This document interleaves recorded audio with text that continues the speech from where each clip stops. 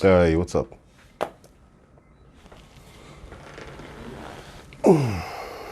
Good night, guys. Sorry for being late.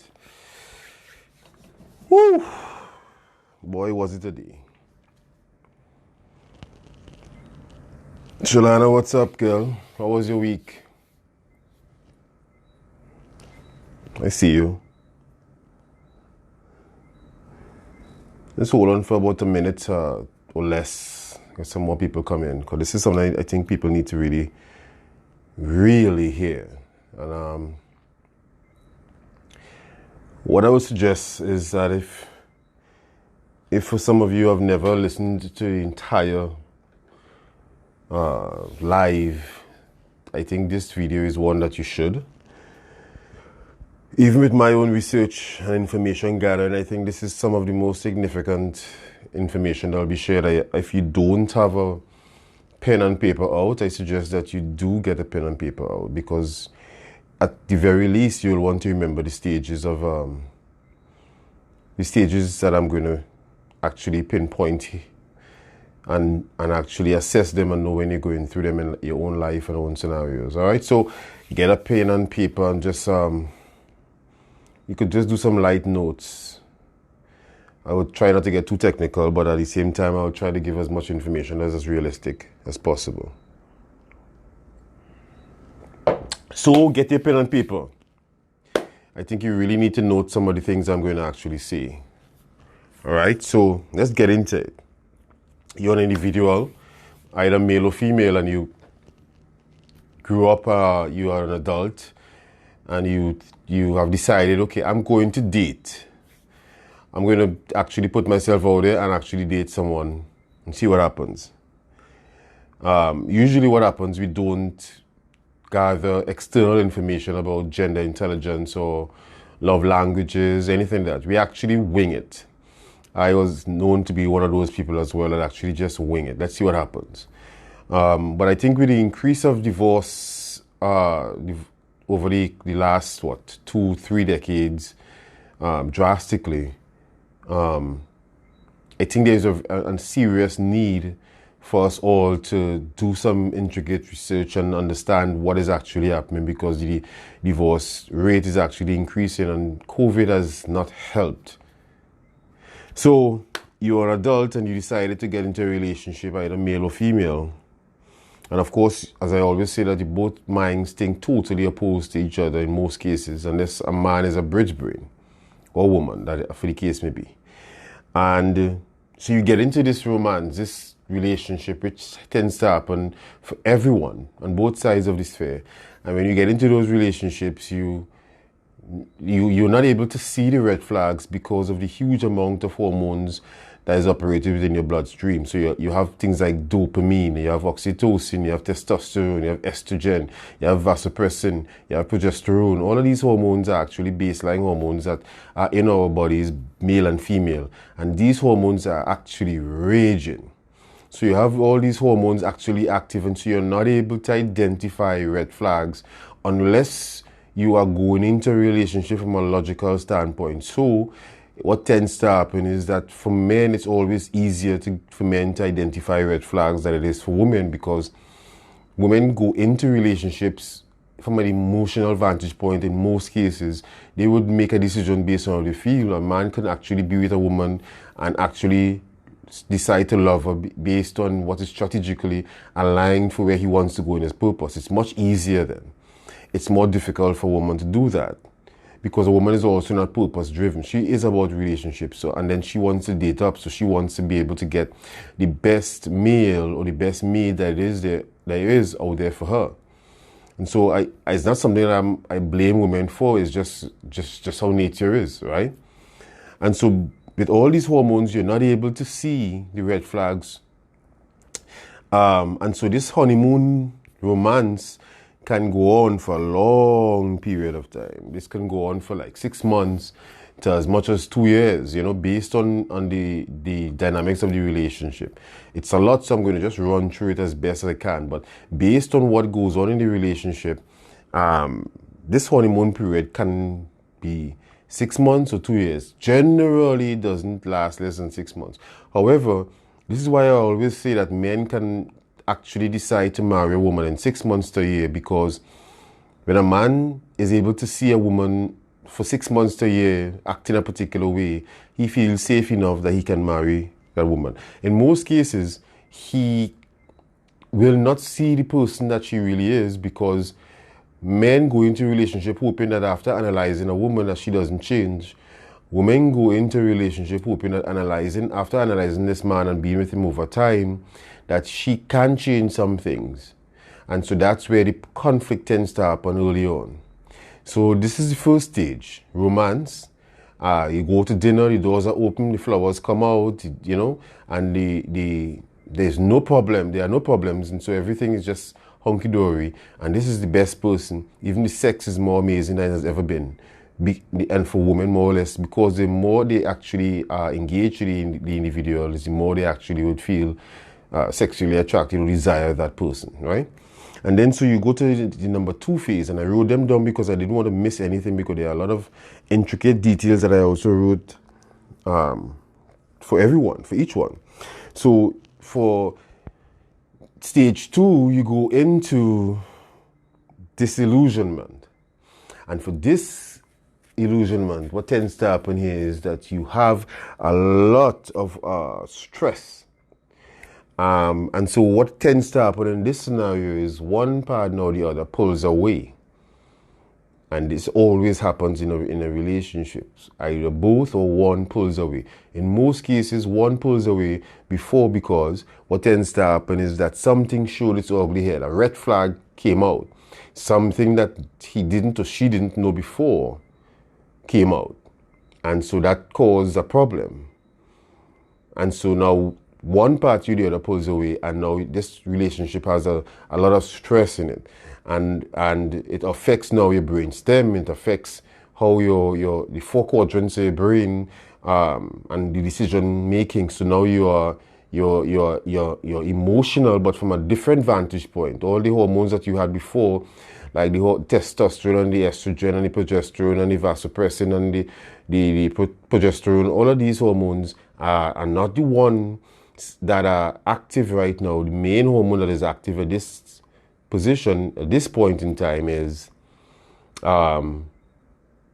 cortisol. And so you tend to find that people don't want to go to the gyms. They either would lose weight or gain weight because this has happened in a relationship. Now at this stage, relationship a lot of times tends to end. So this is what actually happens if people aren't married, when people are dating. Now, make no mistake, this second phase out of 12 can actually take 5 years to actually happen. So sometimes you see a relationship last 5 and 6 years and then it ends without marriage. It's because this happened at that point. So what tends to happen is a lot of times the romantic period lasted about 2 years. And outside of the romantic period, it faded a bit. Both parties have been together for so long, what tends to happen is that they tend to settle or compromise for each other. So they start, it's a sort of an acceptance. Well, I'm already here. He doesn't have the best car, or she doesn't have the best this or whatever. And so we assess this relationship, and so we decide to stay on the basis of some things that we like opposed to others, and we're just not willing to start over, right? So this can actually take about 5 years, and then the relationship ends. All right? So this is how early marriage tends to happen in a relationship. If couples are able to cross over this point, then they usually get married. When couples get married, it's when they are going to enter what we call the power struggle phase. So have you realized, for example, people that you would know, every time they're going to get married, it's almost to the point of where the relationship is going to break up because they're fighting with each other and there's a struggle for power. And this tends to happen especially when they know they're going to be together for life and one or the other is attempting to be dominant over the other. Now, generally, women would rather not be the dominant one. So what women do, females tend to test the males to see if he's actually worthy. It's like what happens in the jungle when a female mammal wants to mate. I've seen birds had to go and practice dancing and singing. I'm talking about a school of maybe 5 birds. Only one is going to really propose, but the other 4 is sort of his backup singers. And I was amazed by that, where he practiced for days of being able to sing and fly in one spot while dancing with his wings towards her. And then what I saw another one where 4 or 5 of them were actually practicing. And when one did his skit, he goes to the back of the line and the other one came up. And then she chose the one that she found that did the best fly dance, sing at the combination and mate it with that one. And so this also happens even with regards to with humans in a relationship, where she's actually checking to see if he is really dominant and can lead. Sadly, a lot of men feel at this point.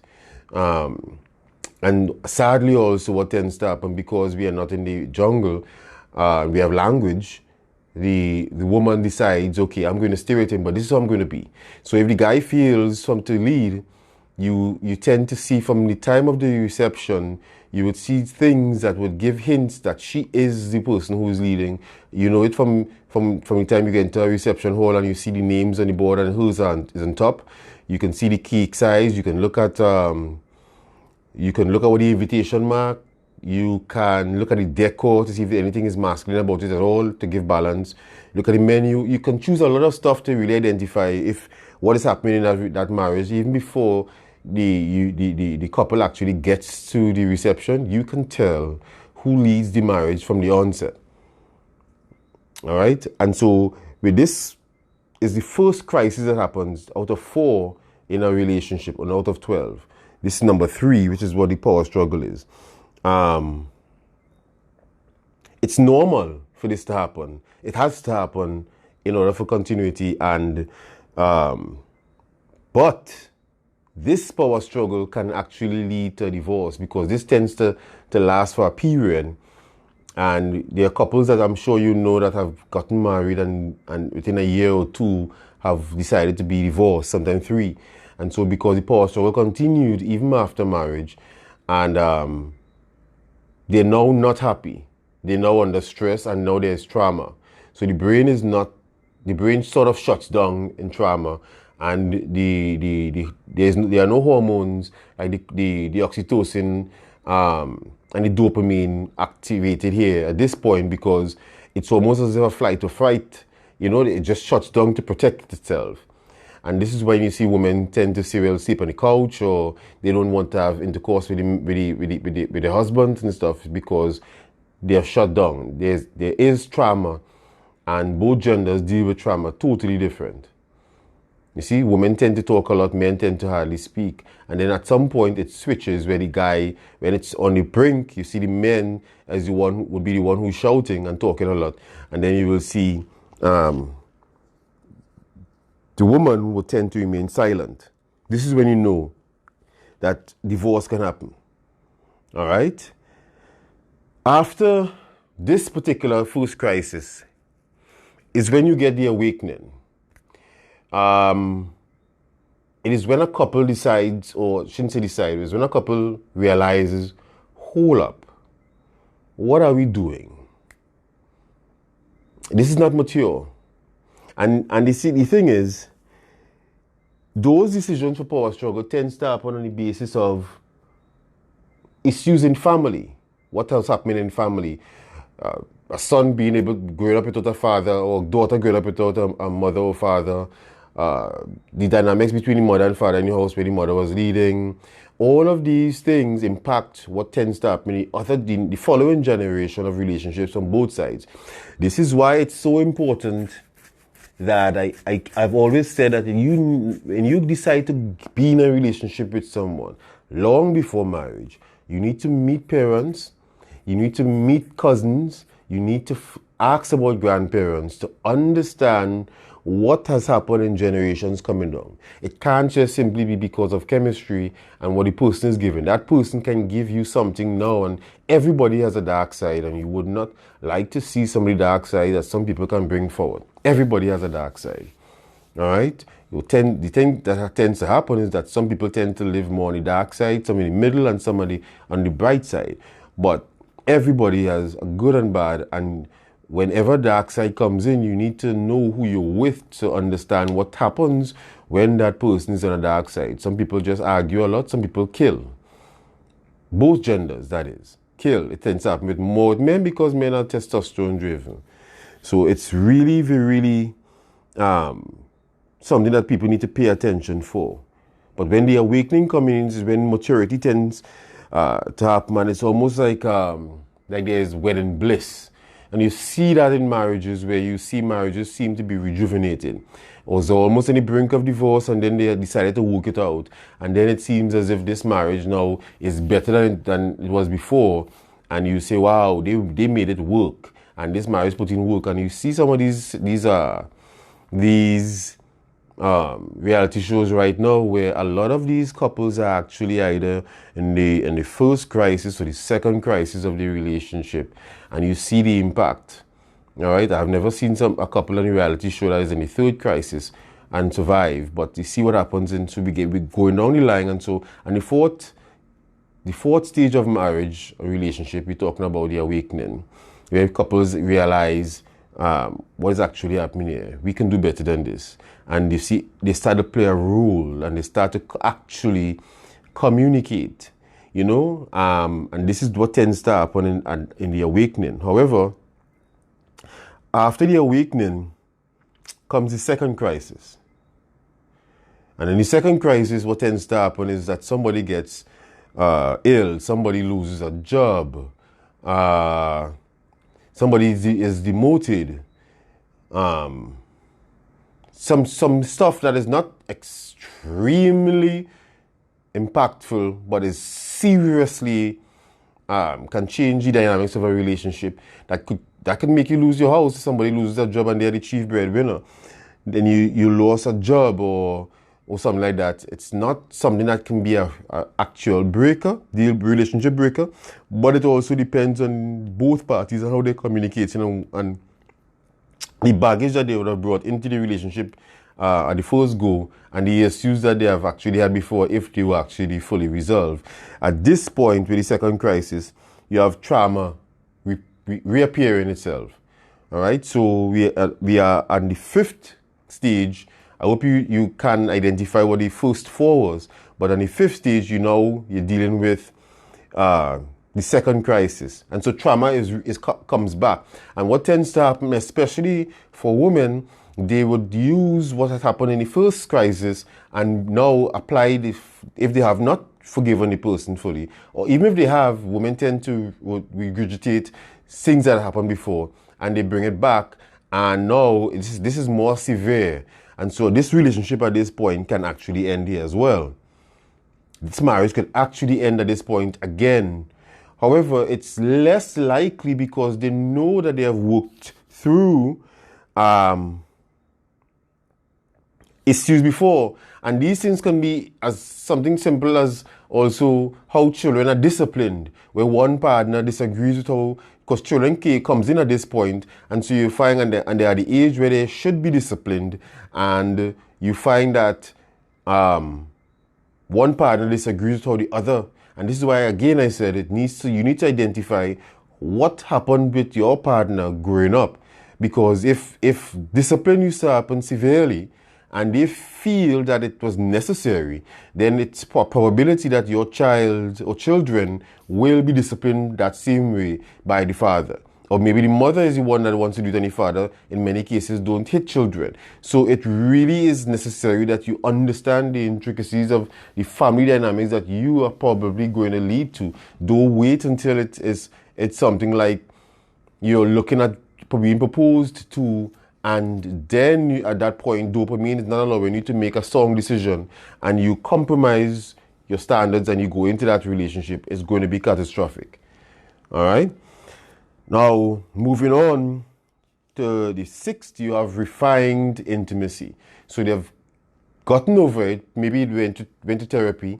Somebody made a compromise which should never happen. They should sacrifice and with understanding, gain knowledge or have a mediator. But most times it's compromised, and so now it's redefined intimacy. So now this is where they would start to travel, and they would do a lot of events together and go out together and stuff. And it looks as if you say, "Wow, what is actually happening here?" And this is where you see like two people actually starts to become one. And what happens is that you will see that they are starting to really understand each other. In some cases, you actually see people start to look like each other, or both parties gain weight together or lose weight together, start to work out together, finishing each other's sentence. This is when at that stage where it happens, because you have moved over so many hurdles and you're getting closer after overcoming everyone, that what tends to happen is that you become more one-like. And so when you talk about two becoming one, it doesn't happen early on in a relationship, because you must work out those teaching issues. You are both two people that came together from two totally different universes, or two different worlds, and both of you would have had baggage. And now the reason that you come into a relationship is to have each other refine the other party, and you can overcome the obstacles and the issues that you actually have, and become a better person overall. This is the reality of what marriage is about. It is not a scenario where you're just supposed to be happy, hunky-dory, and just be. Marriage requires a lot of work and energy and focus on information and knowledge, sacrifice, and real demonstration of love and care. This is what it makes a marriage important, because every time there will always be stuff that are going to come up in your marriage, and it's always going to want to end it. And your job is to be humble enough and love enough that you want to move to another hurdle. Yeah, in some animal kingdoms, when a partner is dead, the other one does not ever choose to beat another mate. It's over. If you look at our grandparents long time and some of our mothers, you would see that's what they have also done. After that partner died, be it mother or father died, the other never got back with someone, because that was my partner. And it's because they came to this point, at least in the relationship or beyond, and on that basis, you cannot go over the process of realigning with someone else. You're locked in, so to speak. But most times, before you get to this point of being locked in like that, you can easily find another person to be with, because you have not gone through the issues, that would have caused you to get to the point of becoming one. Only when you become that one is when you see that the other party does not want to be with someone else, because they've overcome so many things and they cannot replace that person and go through that with somebody else. More so, it happens in most cases for women, because women have sex because they will desire the other partner, but men have sex because it's a need. So if a woman doesn't desire to be with anyone else, in most cases she can shut down sex. But men can't do that, because their testosterone levels require sex for it to be able to be where it's at, or at its highest. After refined intimacy, where two people become in sync, you have partnership. This is why I tell people that you should not kneel to propose to a woman on the first go. Because only when you get to the point of partnership, after you have lost a job, you have gotten a slight sickness, you have had issues with children, you have overcome so many different things, and you have seen this woman stand with you. In most cases, this happens after a decade of being together. It is this point of partnership where people actually know what love is. That is not a feeling. It is a conscious decision, more or less. And at this point is when you see a lot of people between 10 and 15 years of being together where they renew their vows is because they are actually really kind of getting married now for the first time, because they have now understood that we are one. It's a full partnership. In most cases, after this point here, people don't get married, remarried. In most cases, this seals the deal here, right here. And I know that I'm saying this here because in my own experience in life, I've seen this happen. I've seen these things I'm talking about here. I know a lot of you are able to also see exactly what I'm actually saying happen here in relationships. And I know some of you would have been married or in long-term relationships, and you would have seen this happen just before marriage or just after marriage, or you have seen people who have overcome. I've seen people look at Barack Obama and his wife, for example, and they ask, well, are they so in sync? They had to get here. Look at the age of their children. They're in college. So they had to get to this point. And thankfully, we weren't able to see them going through these teething scenarios, because when we got to see them, they were already at what we would say, for example, refined intimacy. And during their presidency, it's when we actually would have seen what we call the partnership happening. And we see them, so when they were apart, how they were actually talking for and against each other, for each other, even when they were apart. You see? So we were fortunate to not see the let's say what we're talking about here, the first four, but we saw 5 and 6 and 7, 6 and 7, which is refined intimacy and partnership. Now we have 8, where we look at the third crisis. Again, and every stage of the crisis can lead to divorce. Our job is to understand each other enough and be committed enough in a marriage that you don't take the easy way out and just simply get divorced. Because what tends to happen a lot of times in divorces, in most cases, this happens to women, and don't think I'm bashing. I'm just saying why it happens to women more is because women are about relationships. Men are about purpose. So when a relationship, like a marriage, long-term ends, it really affects a woman negatively, because part of her is pulled away and pulled out. So she tends to shut down. A whole part of her goes dark. And nobody else sees this. She shows this to no one else. A man can unplug and reconnect to somewhere else because he's logical and he's not at his core centered about relationship. If his career fails and he's a failure, then you see a behavior change in him. Those are the things that actually matter. So when you look at the third crisis, what happens is a serious tragedy. Somebody loses a leg. A child dies. Someone loses a job, gets imprisoned. Something extremely traumatic. Somebody has an affair. And it shatters the other party's world, because at some point there was a low point in the relationship. And even though they were a partnership and they were going great, somebody else came in and was able to give your partner something that you were not giving him at that particular point in time.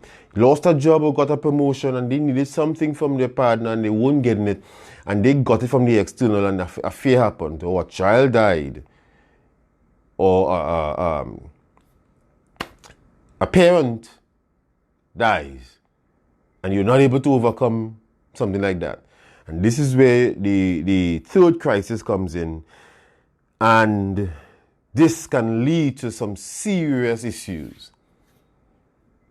And what is critical about this point, if you could do the years, ladies and gentlemen, is that you would see that this point here is where a lot of people that we know are affected by. Because in this point here, a couple can be between 45 and 50. Or even I dare say 45 and 55. And what happens when a divorce happens at this point, men most times are going through middle-age crisis. And so a lot of times it happens to men because the partners that they actually have, is their wives are not looking the same. They are not behaving the same. They are now over 40, so they are now entering their purpose, and they are at this point finances is getting locked in, and they're making money, and they have the middle age crisis, and so the wives are nowhere in most cases not taking care of themselves, or they made the children and gain a tremendous amount of weight and stuff. And what tends to happen is the man now is not attracted to her as she was, and there's a young girl in the office or somewhere, and he wants to make sure his testosterone is there, and this could cause an affair, and the relationship ends. And he now goes and finds someone that is 20 years younger. So he finds someone that looks like how his wife looked almost when she met her.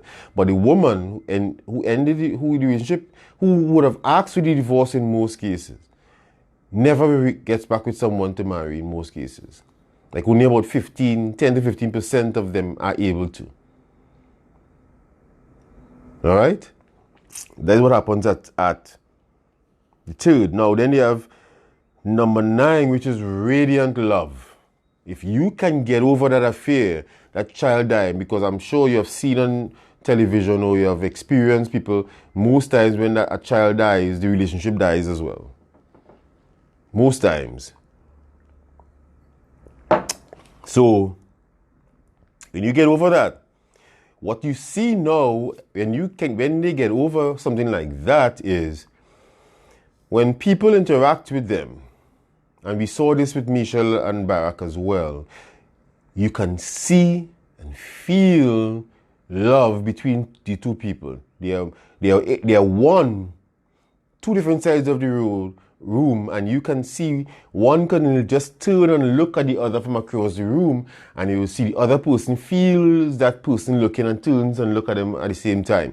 That type of connection is what they have. You can feel it. It's not a sexual thing necessarily, but you can feel that these two people that keeps each other smiling, there's a glow. The dress code changes. At this point in time, finance is good. At this point in time. And you can just feel love and sense it. You have gotten over so much. Life is now easy. And this is where it's bliss. It's cloud 9 in a relationship. This is at the point where you say, I've had a successful relationship. You now go and even purchase a dream home, or you downsize because the kids are all gone and now you start to travel the world together. This is that point of that marriage union. Arguing tends to almost never happen at this point here. And you're about 55 at this point here in a marriage, if you look at normal years and progression. Now, after radiant love, you have solitude, where people continue to get more and more successful. There is no need, because of the accomplishment of traveling the world and being together for so long, there's really no excessive need for them to always be together. Men start to go and play golf. Women start to knit, and they more rather be solitude. There's less communicating, less talking. Somebody's on the porch reading newspaper. Somebody's inside sleeping, doing something else, cooking or whatever it is. And there is no real need to actually have to be around each other all the time. The relationship starts to slow down. It has pinnacled, and now it's sort of phasing out. There's no real need anymore. You have found you accomplished what you wanted to in a relationship. All right, that's number 10. Then number 11 comes the fourth crisis. A major sickness. Somebody has a stroke. Somebody loses a leg because of diabetes. Somebody can't see, or death. One of the couple dies. And everything just slows down, which brings us to number 12. It starts to slow down. Life starts to slow down. You start to talk slower, move slower, act slower. Nothing bothers you. You're almost like in Zen. You can look back now at life and say, I lived, I loved, I've had a good life, I've served God, I've learned, and every day is just an extra day for me. I'm ready to go. I fear nothing. And my life has been good. That summarizes, guys, the 12 stages of a marriage. The thing is, in a marriage, the order does not always happen in this order. Sometimes you can face some of these things, crises, back to back. Sometimes, let's say 1 to 6 can happen within a matter of a year. Look at COVID, for example. And you never really know the order, but you know that these things happen. You know, these are the phases and what you experience every time you go through a crisis. And so the thing about marriage is that from the time you interact with someone and you meet someone, you have to think. You have to actively think and analyze and move as fast as you could, because when you now meet that person and you're in that honeymoon phase and what you call the romance phase, number one, you are not in love with the person. You're in lust. You only really know that you're in love with the person somewhere between stage 6 or 7, where there's radiant love or partnership. After going through some of those crises, it's really that significant. What happens if you go through 3 or 4 of these in 6 months? Because it can happen. You can lose 2 children. You can have two level 3 crises in 6 months. Or what happens in the case of Kobe Bryant when you have a level 3 and a level 4 together? A woman lost her child and husband.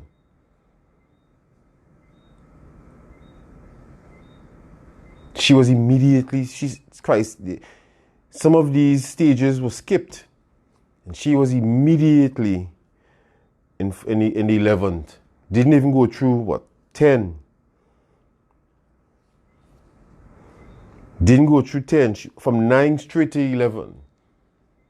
Because she lost child. She could have made another child if Kobe Bryant was still alive, but she lost child and husband same day. She lost a child which is of a womb, and she lost her partner who she loved. Both of them gave her 2 different feelings. She's stunned for a long time. It's almost unlikely she will get married again. So, it's really that critical. I have seen it. Even having this discussion with you tonight, it puts me in a mental space where it teaches you that you cannot look at life simply as just being life. And in a relationship, you have to be so careful who you choose to have a child with, who you choose to invest 5 years with, who you choose to build and bring in your life based on where you need to go, or who you choose to lead you and what purpose are you following as a woman. It's just so important that we do the work, and we understand that when we do the work, what we need to look out for. And we understand that when we feel a particular way, why we feel a particular way, and what can possibly happen. Because in most cases, you hear women say that they are not able to get over some stuff. You have to be very careful with that, because a lot of women are leaving relationships because they're in their feelings, and they have not been able to get back into a relationship ever again when the one that they were in. And then a lot of times I have interacted with couples who the woman says she can't get back, she can't forgive him, and the man was doing everything, feeling hurt and sorry that he did what he did, and she couldn't forgive him. And I've seen almost every scenario that the man has remarried or is in another relationship. And I can't think of one scenario right now where the woman was able to move on and remarry or be with somebody long term. It's possible, yes, but I can't think, and I'm thinking about all of them independently now, and I can't think of a scenario. You have to choose to make decisions understanding that when you decide to get into a relationship, you have a responsibility to work through the problems. It's for everyone. It's for everyone's best interest. And if you can't, be honest upfront and move on from them right away. I hope you've written down these 12 stages because they're so important in analyzing each one. And I'm just going to call them out quickly for those who came in late, for them to understand what they are. And you can look, those who came in late can look at the video and find which one impacts them or see what happened in their relationship. But romance is number one, where there's just a lot of hormones acting and you're not able to see red flags. Number two, you have disillusionment, where one party or the other pulls away, and this could happen for 12 months, 6 to 12 months within that relationship after the romance ends.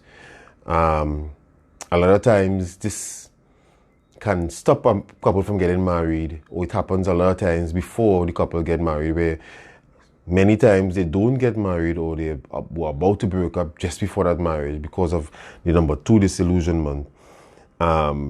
Then you have power struggle, which is the first crisis, and you can see this happen pretty often in a marriage, and this tends to end in divorce a lot of times because the woman has to continue to test the man to see if he's worthy, and the higher value she is, the more she's going to test him.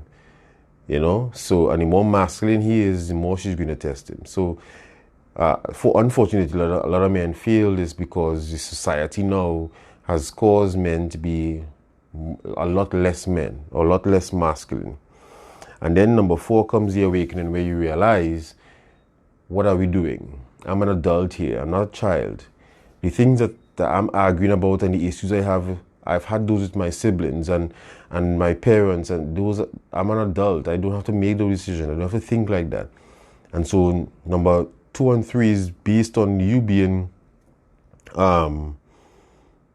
immature because you're pulling your relationship from childhood into an adult relationship and you have not decided to act maturely. And then you have number 5, which comes the second crisis, which somebody can simply lose a job. In losing a job, or how you can discipline children. These things end relationships, and this is something major that has happened. And someone losing a job, you can probably lose a car, lose a home, be on the streets and stuff like that. So the crisis happens at different levels. Sometimes when one loses a job, the husband wants to stay home and see about the kids, and he doesn't like that because the wife is the one who's making the money. And so this second crisis can cause a lot of stuff to happen in the marriages and cause the marriage to end as well. And then you have refined intimacy, where you survive the other two issues that you had before. And this is where the couple starts to become in sync. And you start to see them do things together, move together, finish each other's sentences. After you refine intimacy, you have partnership. This is the case. This happens after, sometimes in most cases, between 10 and 15 years after marriage. This is the point at where you actually start to realize what love actually is, and that had nothing to do with a feeling. Sex or no sex doesn't even stop the relationship from happening unless sex is one of your love languages and what is key in relationships to you. At this point here, your life partnership starts to build, and your pitch starts, your tonality starts to get very close. So if the man's is deep, whose starts to either go lighter or deep towards him, it doesn't remain in the same place. So it means that she either moves more feminine or a little more masculine based on his actions towards her. So at a partnership point, a lot of times a man also loses the way he was as a masculine man, and that could end a relationship. This could come and bring another issue in a relationship because he starts to talk about happy wife, happy life. And that's not what she wants. That's not what got you guys here, but he's only thinking about how to please her. And that could jeopardize the relationship. And then you come to the third crisis, which is tragedy, which a child dies, something significant as a child dying, or somebody having an affair because someone lacked, like what I just said, for example, where the guy starts about happy wife, happy life, and he starts to do too much, and that's not what she wanted, and maybe somebody has an affair, or she becomes too clingy or attached, wants too much at this point from him, and he's not willing to give that, and he finds what he wanted in someone else, or she's going through menopause or about to enter that, and while they're in the partnership phase, and he needs sex because it's priority for him, and a lot of things could cause these things to happen, you know? And the relationship could end here, and it have ended in many scenarios at this point. Or it can even get much, much stronger, where you get to the point of now number 9 of radiant love, after number 8 being the third crisis. You get to number 9 of radiant love, and now you see that people can feel that love. It's like you have telepathic energy that moves across the room. You come into a room together, people can feel love. I can stand in one corner and say that somebody tell me that she said so and so, and I can say, nope, she didn't say that. Because you say the same thing differently, but the exact same thing the other person getting the information hears, both of you say the same thing. And then you have number 10, which is acceptance of solitude. Everything starts to get slowed down. People started reading newspapers. One in the gallery reading newspapers on the porch, and the other one is in the kitchen watching soap opera inside, for example. Or, guys went to play golf. Your wife is knitting inside and stuff. Things just start to just go slower. Sex starts to almost not happen, maybe once every 6 months. That this solitude. And then you have the fourth crisis, where somebody gets a major sickness like a stroke, or one partner dies. At this stage, we're somewhere around 60, 65 in the marriage.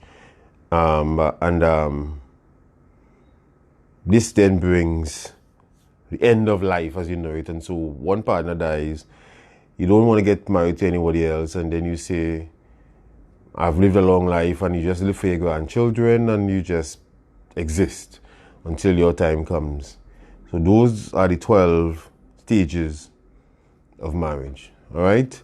I haven't seen a single comment tonight, which is strange, and it means that either you guys were writing, or that it's a lot to take in, and because you're able to analyze it and assess it.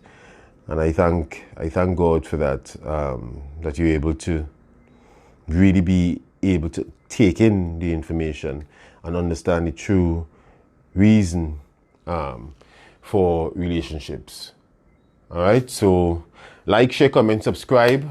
Let me know how you like this video and what else you want me to explain, or what will be next topic. You can also reach out to me on Messenger and have a one-on-one and ask a question or two that you didn't fully understand about the stages. I'm going to post this video now on Facebook, and I'm also going to post it on YouTube either tonight or first thing tomorrow. Okay, so bye for now. Like, share, comment, subscribe, and we talk soon.